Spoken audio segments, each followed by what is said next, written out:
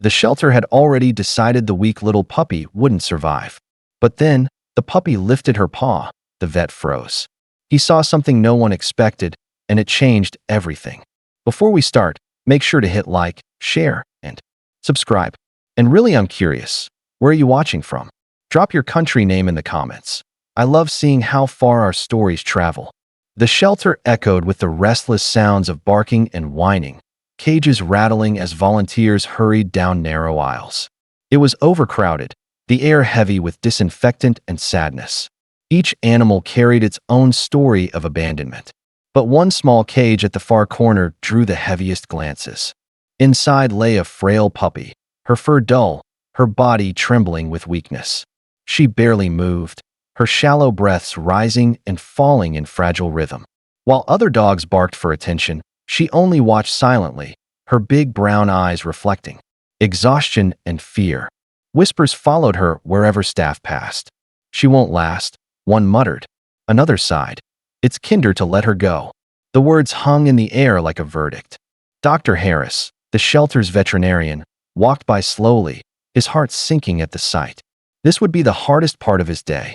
Paperwork rustled on the desk as a staff member slid the euthanasia form toward Dr. Harris. His hand hesitated. Over the page. He had signed many before, but this one felt heavier. The puppy's name was scribbled in faded ink, Daisy. A life reduced to a single word. The assistant prepared the small vial, her expression resigned. Around them, the shelter buzzed with noise, but in that sterile room, everything felt unbearably quiet. Daisy was carried in, her tiny body limp, head resting weakly against the blanket wrapped around her. Dr. Harris bent close, his eyes meeting hers.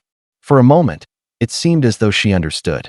Her gaze was steady, fragile yet pleading, as if she was asking him not to give up. His chest tightened. It was supposed to be routine, but it didn't feel routine at all. Something deep inside whispered, "Wait." Dr. Harris steadied his hands as he prepared the injection, but his chest felt heavy. He whispered softly, more to himself than anyone else, "I'm sorry, little one." The assistant gently held Daisy in place, her fragile frame trembling against the blanket. The room seemed to hold its breath. Just then, Daisy stirred. With surprising effort, she lifted one tiny paw and pressed it against the vet's hand. Her touch was weak, but it lingered there, gentle, deliberate, almost human. The syringe slipped slightly in his grip as he froze, eyes wide in disbelief. The assistant gasped. Did she just do that on purpose?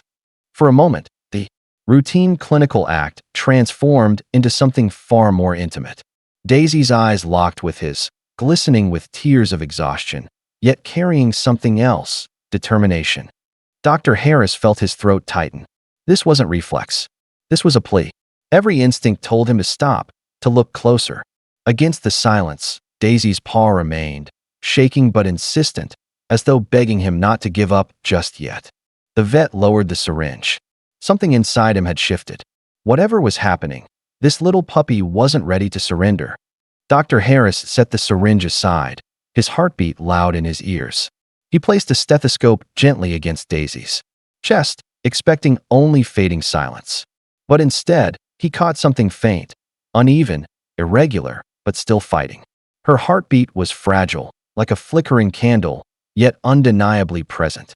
He leaned closer, watching her shallow breaths. They were labored, yes, but not collapsing.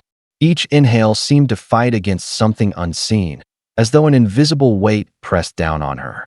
His brows furrowed. "This doesn't look like organ failure," he murmured, more to himself than anyone else. The assistant shifted nervously. "Doctor, should we continue?"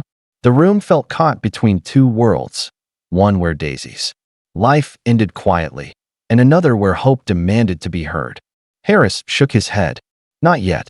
Something isn't adding up." His gaze lingered on her eyes, clouded with exhaustion, but sparking with will. They weren't the eyes of an animal ready to die. For the first time, he questioned the diagnosis. Doubt turned into determination. He wouldn't let paperwork decide her fate. Daisy deserved more than that. She deserved answers. Dr. Harris carried Daisy into the exam room, determination etched on his face. "Run a full scan," he ordered, his voice firm. The assistant hesitated, then nodded, quickly preparing the machine. Daisy whimpered softly as she was positioned, her fragile body shivering against the cold surface. Minutes ticked by in silence, the monitor humming softly until the image flickered onto the screen. Dr. Harris leaned in, eyes narrowing. At first, it looked routine, lungs compressed, stomach empty, organs weak from malnutrition. But then he saw it, clear as day. Wedged deep in her throat was a sharp object, blocking her airway. His breath caught. "It's not disease," he whispered. "She's been suffocating." The assistant gasped, covering her mouth. All this time, Daisy wasn't dying. She was choking, slowly, day by day. Relief and horror collided inside him. This wasn't hopeless. She could be saved. But time was running out. Dr. Harris turned sharply. "Prep the operating room now. If we act fast, she has a chance." The operating room buzzed with urgency. Nurses laid out instruments while Dr. Harris scrubbed in, his mind racing faster than his hands. Daisy was placed on the table, her breath shallow, chest rising in fragile waves. The beeping monitor kept time with every anxious heartbeat in the room. "Keep her stable," he ordered, voice low but commanding. The anesthesiologist nodded, adjusting the mask over Daisy's muzzle. For a moment, the room fell silent except for the hum of machines and the soft whir of the overhead light. Everyone knew how critical this was. One mistake could tip the balance. Outside the glass, shelter staff and volunteers pressed close, watching with wide eyes. Their chatter had gone quiet, replaced by whispered prayers. Daisy's tiny body seemed impossibly small against the sterile white sheets. Dr. Harris leaned forward, scalpel steady. There was no room for fear now, only precision and hope. The scalpel made its careful incision, and the team worked in tense silence. Every second felt like an hour as Dr. Harris maneuvered with delicate precision. Then, at last, his forceps grasped something sharp lodged deep within Daisy's throat. Slowly, he pulled it free, a jagged piece of bone. Gasps filled the room. The obstruction clattered onto the tray, small yet deadly. Almost instantly, Daisy's chest rose with a deeper breath. The monitors steadied, the frantic beeping smoothing into a steady rhythm. For the first time, her tiny body seemed to relax. She wasn't dying, Dr. Harris said, exhaling heavily. She was suffocating. Relief rippled through the room, nurses exchanging wide-eyed glances. The impossible had turned into hope. Though fragile, Daisy had survived the worst. The hardest part was over, but her battle wasn't finished yet. Recovery would be long, but for the first time, it was possible. The days that followed were fragile.